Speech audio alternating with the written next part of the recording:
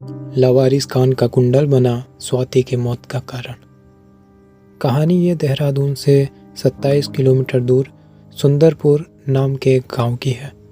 वहाँ एक हरिवंश नामक परिवार रहता था।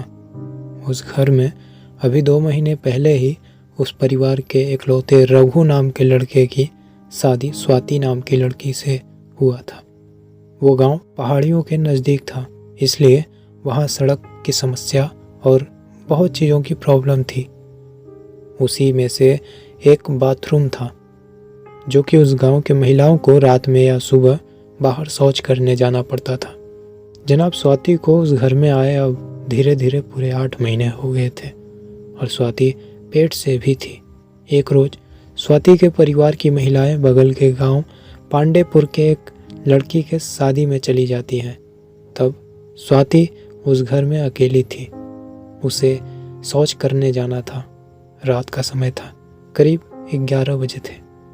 स्वाति डरते डरते घर से बाहर अकेले खेत की तरफ गई और बैठी थी कि अचानक से उसे उस रात के अंधेरे में एक चमकीली चीज दिखी। जब स्वाति उठकर उसके पास गई कि देखा कि काने का कुंडल किसी का जमीन के अंदर धंसा था, यानी आधा धड़ जमीन के अंदर, आधा धड़ जमीन के बाहर था। स्वाति को लगा कि ये मेरे परिवार में किसी का होगा, गिर गया होगा और इस तरह मिट्टी के अंदर घुस गया था। स्वाति उस कुंडल को घर लेकर आई और सोचा घर की महिलाएं आएंगी तो उन्हें ये कान का कुंडल दे दूंगी। और स्वाति उस रात आराम से सो गई। और अगले दिन जब घर की महिलाएं आई तो उन्हें वो कुंडल दिखाया और कहा, दीदी, सासू माँ, ये कुंडल मैंने पाया है, देखिए ये आप में किसी का है क्या? जनाब उस स्वाति को जवाब मिला, नहीं बहू, ये हमारा नहीं है। और वो कुंडल स्वाति ने अपने कमरे में रख दिया। और अगली रात जब स्वाति सोई होती है तो उसे लगता है कि मेरा कोई गला दबा रहा है। जब वो अचानक से उठती है तो उसे आसपास कोई नज़र नहीं आता और उसे उसी दिन से अजीब अजीब तरह के स्वप्न आने लगे थे। उसको लगता था कि मेरा कोई गला दबा रहा है। और एक दिन तो उसे गला दबाकर मारने की भी कोशिश किया गया, लेकिन जब वो उठती तो उसके आसपास कोई नज़र नहीं आता था। जब उसने ये बात अपने पति रघु को एक रोज़ बताया तो उसने एक तांत्रिक को घर बुलाया और सारी समस्या बताई। तांत्रिक ने जब ये बात सुनी तो तांत्रिक अपने तंत्र और मंत्र से पता लगाता है कि ये कौन कर रहा है। तब वो कहता है, तुम्हारे घर में किसी ऐसी वस्तु का प्रवेश हुआ है जो एक आत्मा का श्रृंगार है। जनाब जब ये बात स्वाति ने सुनी तो उसी वक्त कहा, हाँ मैं एक कुंडल रखी हूँ जो मुझे बाहर मिला था।